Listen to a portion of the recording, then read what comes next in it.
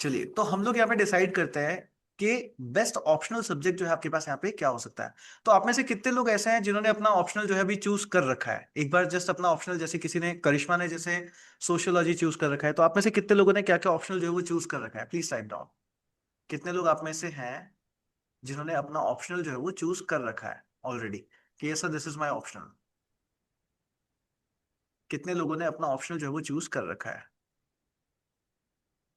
History है, sociology है, then Ananya का सोशियोलॉजी है, दीक्षा इज हिंदी लिटरेचर।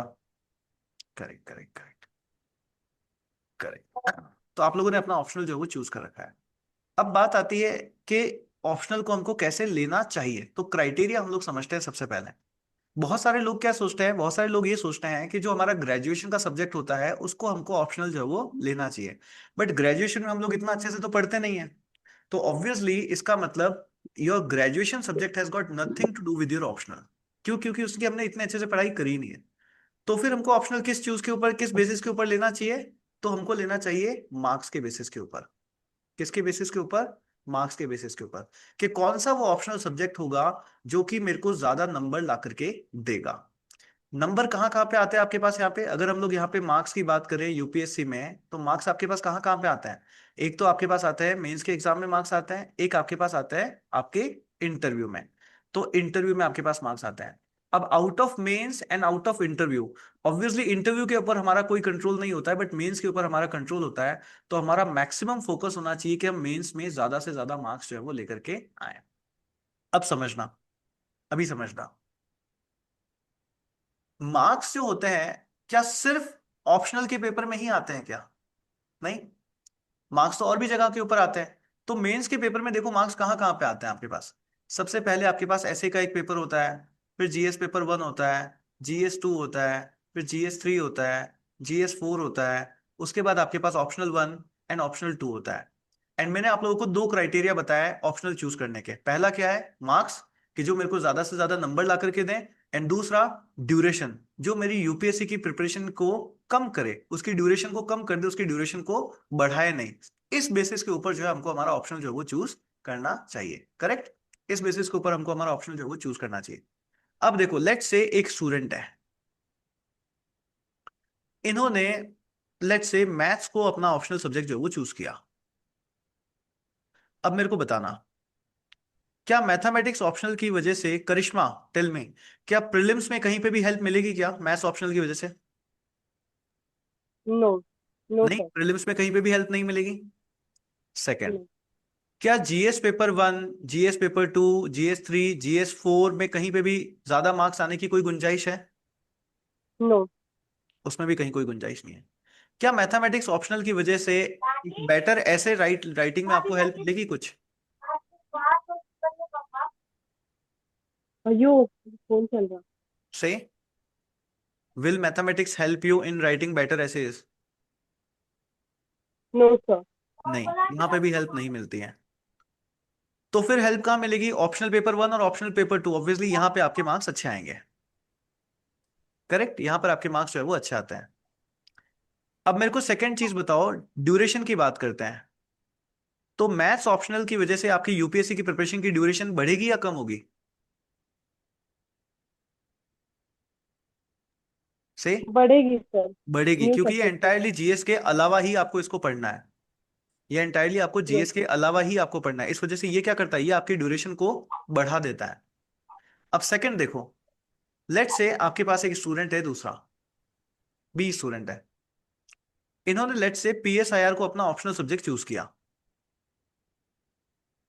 अब बताओ, पीएसआईआर की वजह से प्रीलिम्स में हेल्प मिलेगी कि नहीं मिलेगी? ऑब्वियसली पॉलिटी भी आती है, आईआर भी आता है ना। दोनों का अगर क्वेश्चन मिला ले तो 25+ क्वेश्चन होते हैं। तो प्रीलिम्स की प्रिपरेशन में हेल्प मिलेगी। अगर हम लोग देखें GS paper 1, 2, 3 and 4, GS papers में हेल्प मिलेगी कि नहीं मिलेगी? यस करिश्मा, मि- मिलेगी सर। मिलेगी ना। जीएस पेपर 2 जो होता है वो आपका पीएसआईआर के साथ अलाइंड होता है। तो उसके जीएस पेपर 2 में भी अच्छे मार्क्स आएंगे। प्लस ऐसे राइटिंग देखो, ऐसे जब भी आते हैं वो कैसे आते हैं? कोड बेस्ड ऐसे आते हैं यूपीएससी में। और वो कोर्स कोई मोटिवेशनल कोर्स तो होती नहीं है, वो कोर्स कैसी होती है, वो कोर्स आपके पास होती है थिंकर्स की कोर्स। एंड उन थिंकर्स को हम लोग यहाँ पे PSIR सब्जेक्ट में जो है वो पढ़ते हैं।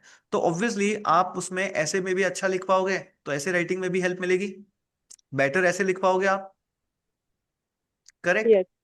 एंड फोर्थ चीज, ऑप्शनल में तो मार्क्स आएंगे ही आएंगे ऑब्वियसली। एंड क्योंकि पॉलिटी और IR तो हम लोग पढ़ते ही हैं, अगर आप PSIR का सिलेबस देखोगे ना, 50% सिलेबस तो आप ऑलरेडी GS में पढ़ते हो। तो अगर मैं देखूं तो ये ड्यूरेशन वाइज UPSC की प्रिपरेशन को कम करेगा या बढ़ाएगा? ये ड्यूरेशन को कम कम कर। करेगा। Yes. सो कंपैरिजन समझ आया ना? ऐसे हमको कंपेयर करना है, जो सिलेबस की हम बात करें उस सिलेबस को आपको देखना है, और उसके बाद आपको जो है वो ऑप्शनल सब्जेक्ट जो है वो चूज करना होता है। करेक्ट। हमको हमेशा ऐसा ऑप्शनल सब्जेक्ट चूज करना है जो मेरे GS पेपर के साथ अलाइंड हो, ताकि मेरे ऑप्शनल में तो मार्क्स आए ही आए, मेरे GS पेपर में भी मार्क्स आए। जैसे एक और एग्जांपल लेकर के देखते हैं, एक और एग्जांपल लेकर के देखते हैं। Let's say somebody has chosen history as an optional. Prelims में हेल्प मिलेगी कि नहीं मिलेगी? मिलेगी। हिस्ट्री के 20+ क्वेश्चंस आते हैं हमेशा। GS पेपर 1, 2, 3 एंड 4 में हेल्प मिलेगी कि नहीं मिलेगी? यस, GS पेपर 1 जो होता है वो अलाइंड होता है, उसमें हिस्ट्री पूछी जाती है, वहां पे अच्छे मार्क्स आएंगे। उसके बाद ऐसे राइटिंग में हेल्प मिलेगी कि नहीं मिलेगी? यस, आपके पास बहुत सारे हिस्टोरिकल एविडेंसेस होंगे, है ना, बहुत सारे फैक्ट्स होंगे जिसके थ्रू आप अच्छा ऐसे लिख सकते हो। करेक्ट। ऐसे राइटिंग में आपको हेल्प मिलेगी, आप अच्छे ऐसे लिख पाओगे। एंड ऑप्शनल पेपर 1 और 2 में तो मार्क्स Yes. मिलेंगे ही मिलेंगे। And obviously duration. अब देखो मैं ना एक बात बताता हूँ, बहुत सारे लोग सोचते हैं कि sir history is a very vast optional, बहुत लंबे टाइम में कवर होता है वो, इसकी ड्यूरेशन बहुत ज्यादा है।